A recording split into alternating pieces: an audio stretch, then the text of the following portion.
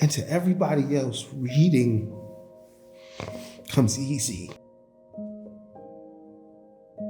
There are way too many kids still graduating without being able to read.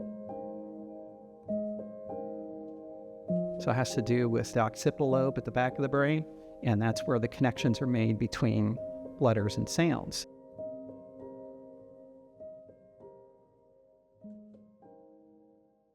Reading is life to me.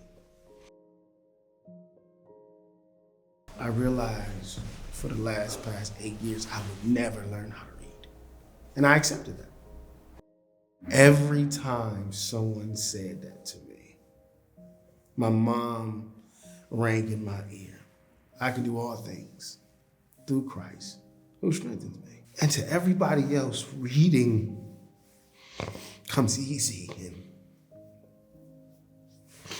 reading is simple. But reading is life to me. The right to read is absolutely critical because it unlocks everything. There's a real famous book out there called Overcoming Dyslexia. Most of the work would be by Sally Shaywitz at Yale, that people would be the most familiar with. And she conducted studies using functional magnetic resonance imaging to see blood flow and electrical activity in the brain, and pretty much isolated or connected it to the left hemisphere. So it has to do with back here at the occipital lobe at the back of the brain. And that's where the connections are made between letters and sounds. And it actually confirmed what was predicted by a guy named Samuel Orton, a neurologist back in the 1930s. He had no way to verify that, but Shaywitz did. In the public schools, it's such a big problem because teachers have so many students to teach. So I kind of went on a mission. I decided that I'm going to figure this out. And it took me a while. I did a lot of reading. I took some master's level classes in reading, and they talked about various phonetic reading programs that I could look into to use. One of the programs that was pretty well known, it was going to take a couple of years to get through and quite a bit of money. And I had just finished school and I had decided, okay, there's got to be an easier way to do this. So after much research, I came across the Stevenson program, and after looking it up, I realized that there was a free training in Columbus. So I ended up going to that training, and that's where I met Tom Diebold, and he was amazing. He was such a great teacher. The way he explained how the Stevenson program worked, I immediately knew that this is the one that I had to try. I had a fourth grade teacher tell my mom that I really needed to be tested because I wasn't learning at the same rate as everyone else. Me and my mom went to a doctor. I think it was like a literacy doctor or something. I don't know what he was. He pulled my mom to the side and told my mom some things that really rocked, not only me, but rocked our family. It was the difficulties. I graduated from 5th grade, graduated from the 8th grade, even graduated from the 12th grade. At 25 years old, I went to Tiffin University. And I was faced with the same thing that the doctor said to me was said to by a teacher. And she said, you either are going to advance your reading level or something of that nature, or you never graduate from Tiffin University. And I called my mother and I was crying. And she was like, this teacher said this and da. And she said, I will never be able to read again and I will never be able to graduate. And my mother, in her infinite wisdom, she hung up on me. So I called her back. I said, why? How many times have we heard this? How many times have we heard this from people? And I said, Mom, I've been hearing this my whole life. So why are you crying? They have counted you out your whole life.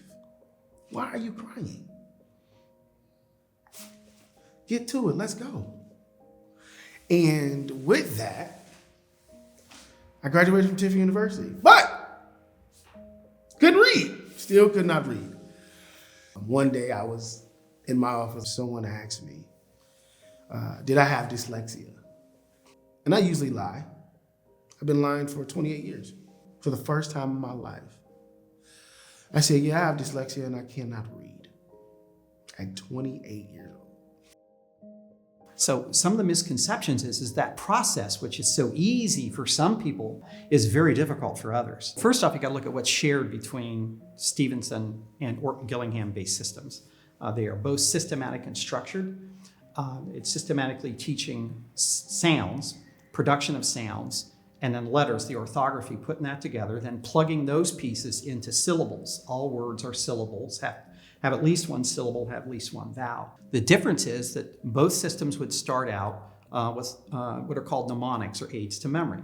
So in a classic Orton system, if you're going to learn the sounds for A, B, and C, for example, you would be learning a letter, a keyword, and what's called a sound. But where they diverted was once you began to take those letter sound combinations and plug them into specific types of syllables, theirs was the slight difference.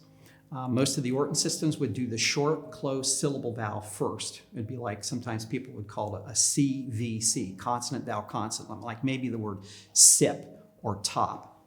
The reason that was done was because those original systems back in the 1930s were developed for individual tutoring on the East Coast with very wealthy families who suddenly realized their kids had reading problems without realizing what we know today, that it was dyslexia.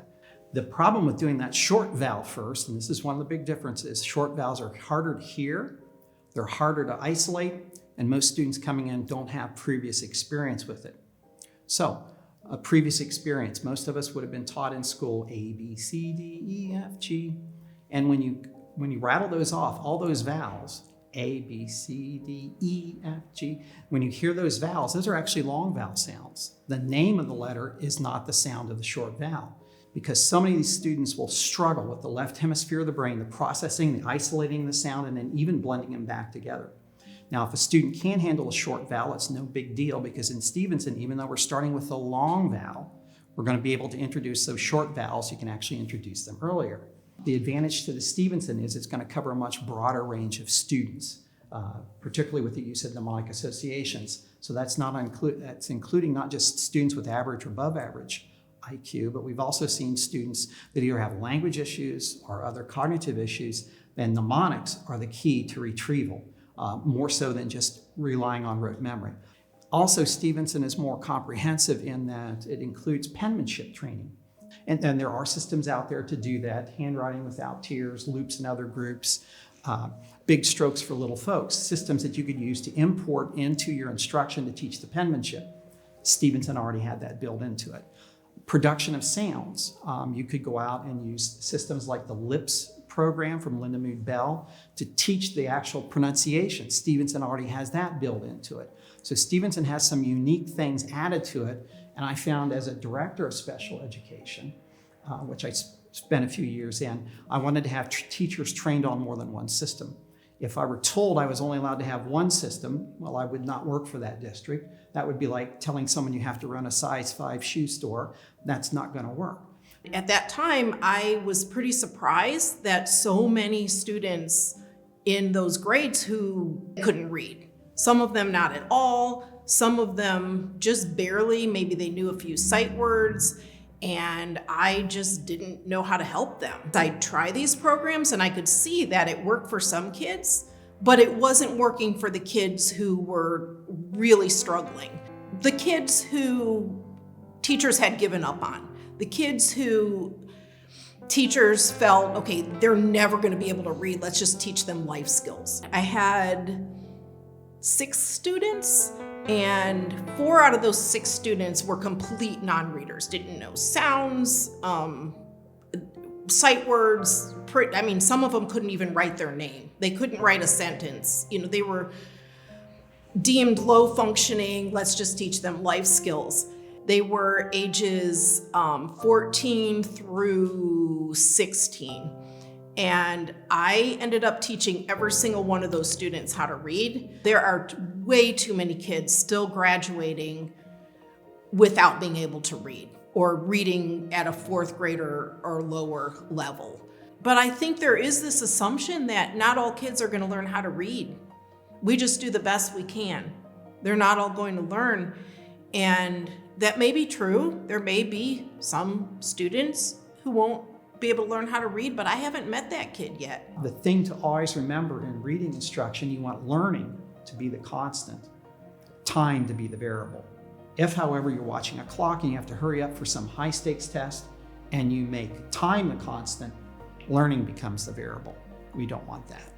That I can support my family, I can support the people that I love because of my ability to read. And that's what reading does.